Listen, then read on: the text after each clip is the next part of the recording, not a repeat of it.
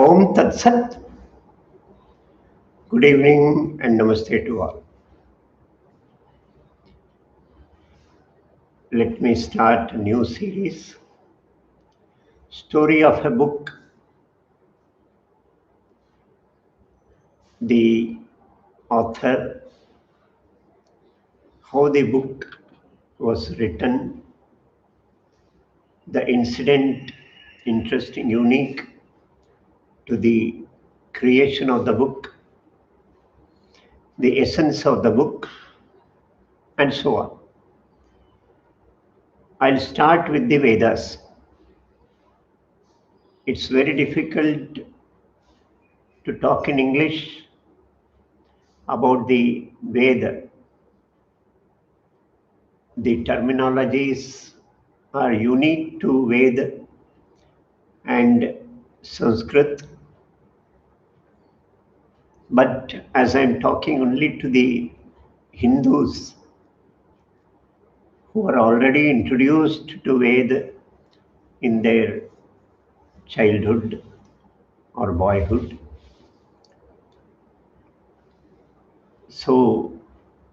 but have lost contact with their own language, and due to English education or due to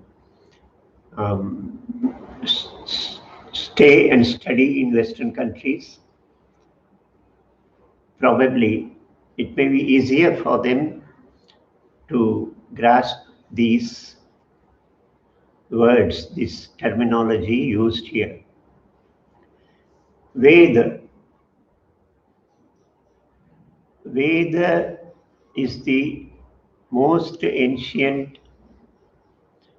book. It may not satisfy the definition of a book. It's more verbal and it is audio, Shruti. Yet we'll call it a book.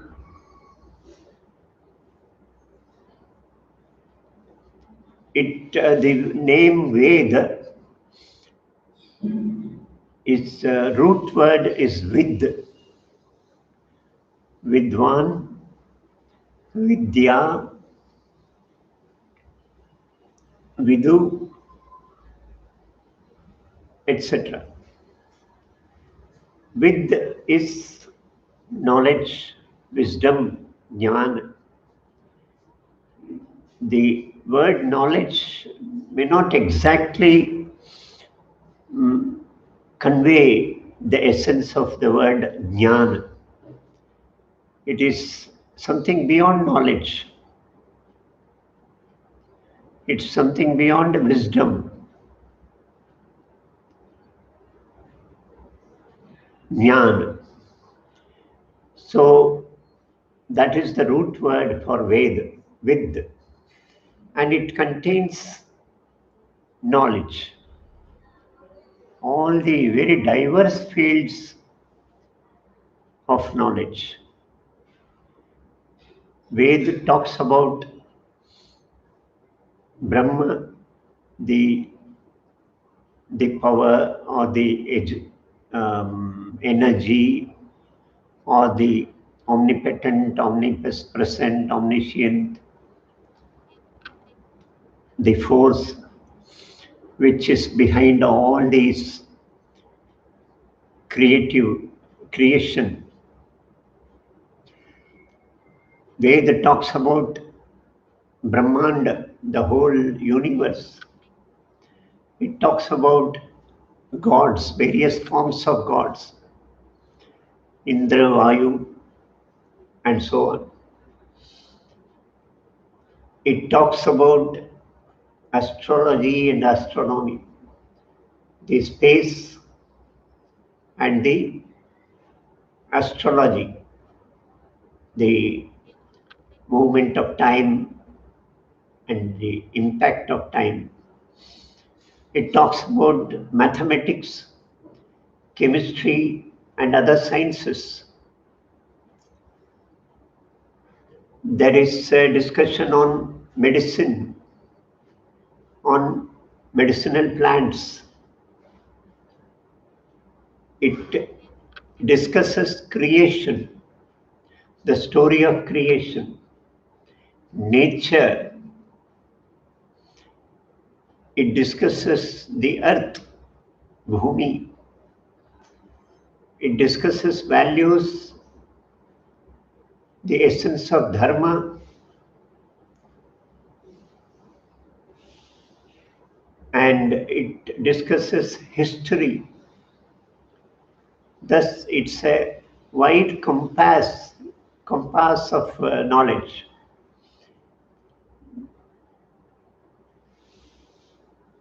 There are four divisions of Veda: Rigveda, Yajurveda, Samaveda, and Atharvaveda. There are gods, forms of gods, who are the source for the four types of Veda. Agni for Rigveda, Vayu for Yajurveda, the sun Aditya for Samaveda, and Angira for Atharvaveda. Similarly, the four faces of Lord Brahma and the four mouths, they are also regarded as the source of the four Veda, four branches of Veda. There is one institute in Pune, Bhandarkar's Oriental Study Center, Research Center. It has preserved 28,000 manuscripts of Veda. All these, there are around 32 manuscripts which have been recognized by the UNESCO as the oldest manuscripts, written form of Veda. The Veda that we have today is not in the same form as the Veda that was composed, not composed, they gathered, collected, and edited by Sri Veda Vyas. So many branches, so many verses have been lost in this process of time.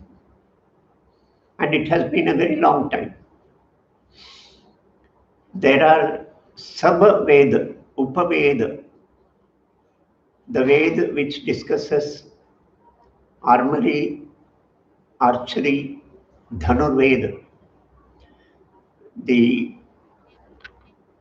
principles of battles, the Veda that discusses our life, longevity, health, Ayurveda,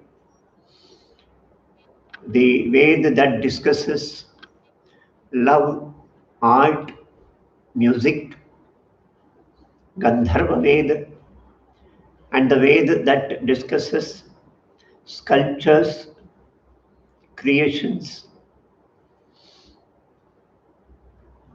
So these are supposed to be Upaveda of the four branches: Rigveda, Yajurveda, Samaveda, and Atharvaveda.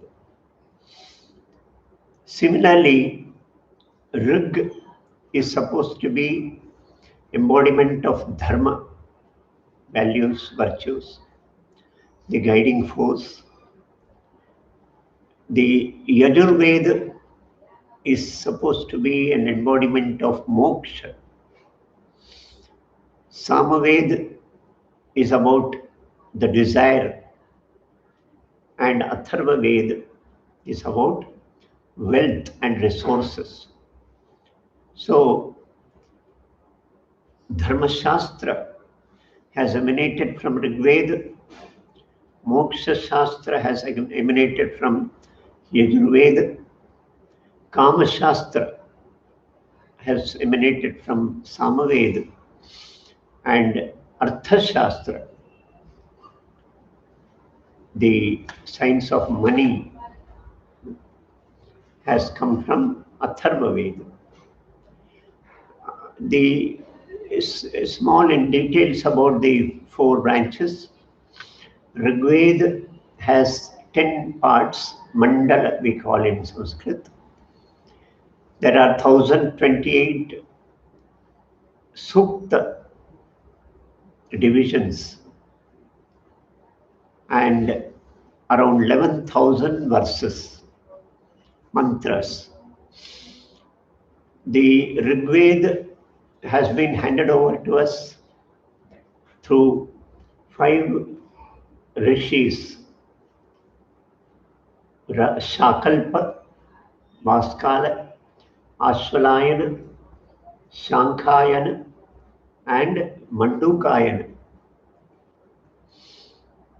They were given the responsibility of preserving and propagating Rigveda by Sri Vedavyas. We'll come to Vedavyas later. The Rigveda it contains prayers, praise of God forms, but it also discusses medicinal plants, herbs. It also discusses ways of treatment through solar power, the treatment strengthening the mind power, treatments based on water, treatment based on wind or air, and also treatments based on the rituals, fire rituals, homa. Yajurveda is mostly action, karma, the greatest karma, the noblest karma, the karma that will emancipate us. There are basically two divisions of Yajurveda, Shukla Yajurveda and Krishna Yajurveda. Shukla Yajurveda, the Rishi is Yajnavalkya, and for Krishna Yajurveda, the Rishi is Vaishampayana. Again, there are around 40 chapters in Yajurveda. Samaveda, the Yajurveda also discusses fields of science like agriculture. So Veda is about the Lord, the force behind all creation, this unseen, unmanifested form of God, and also practical worldly sciences. Samaveda is all music. Most of Samaveda is verses of Rigveda sung with musical note. It's for the singing during the rituals, fire rituals, homa, except for a few verses in Samaveda. Most of them are Rigvedic verses. And it is supposed that Samaveda has been the source of musical system, the 7 swara notes, and the whole system of music that has been evolved in Bharat. Atharva Veda, there are around 1874 mantra verses in Samaveda. Atharva Veda, there are 20 chapters and around 5,600 mantra, rucha. The Vedas have four aspects, four constituents: the Samhita, the Brahmana, the Aranyaka, and the Upanishad. The Samhita are poetic form, and they are the main part of Veda. The Brahmana and the Aranyaka are description or commentaries of Samhita. They are in prose forms. The Upanishad, they are the thought essence, the ideological essence of Veda. They come towards the end part of Veda and hence called Vedanta. Upanishad, the Veda highlights rituals, exterior rituals, and Upanishad highlights the essence behind these rituals, the ideology. They are more abstract. There are basically 10 Upanishads. We might all have heard about Kathopanishad, Ishavasya Upanishad, Prashnopanishad, Kenopanishad, Brihadaranyaka Upanishad, and so on. But there are more than that, around 108 Upanishads. There are the two words Shruti and Smriti. They give the process of propagation of Veda, process of learning Veda. Shruti is for Veda. The other books, written books, are all Smriti, which are memorized and written. Shruti means listening, and Veda has been handed over to us through generations, through millenniums, through oral tradition. Father teaching the son, the teacher teaching the student, direct one-to-one, reciting, listening, and learning. But the beautiful aspect of it is that the Veda are recited throughout Bharat in the same tone. That is the greatest. So they have a very rigorous training, oral training of listening and repeating and learning of Veda. There are hundreds of pathashalas, study centers of Veda, where this is the method followed. The children, before they get into the meaning of Veda, they are all meant to learn by heart these Vedic verses. Vedanga, there is one more name for Veda, that is Apaurasheya, meaning it has not been created by a human. The whole Veda is divine. The rishis heard these voices of divinity. They extracted these sounds from the space and then they expressed these verses. There are organs of Veda. They are more for knowledge, the language system, phonetics, the shiksha.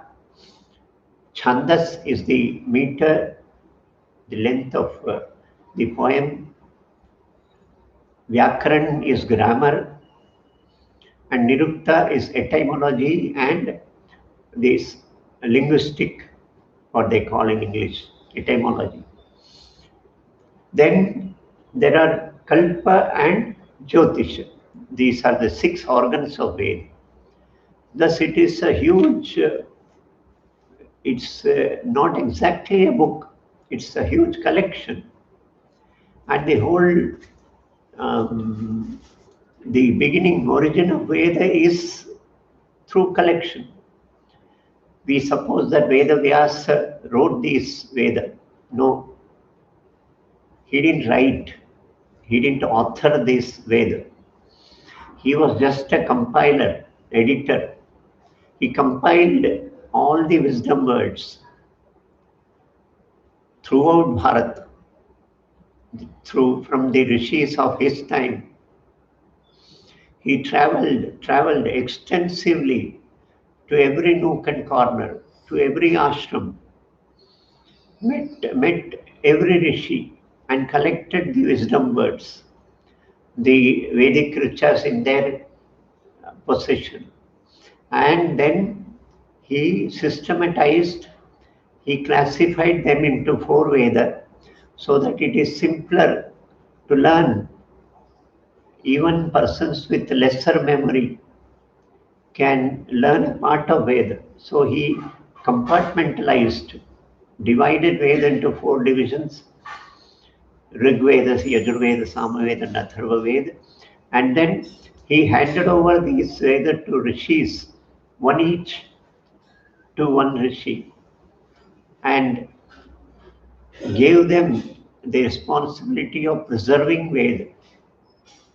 And that is how we have received Veda, through this oral tradition of uh, recitation, listening, and learning. So it has been a great travel from Vedavyas to us.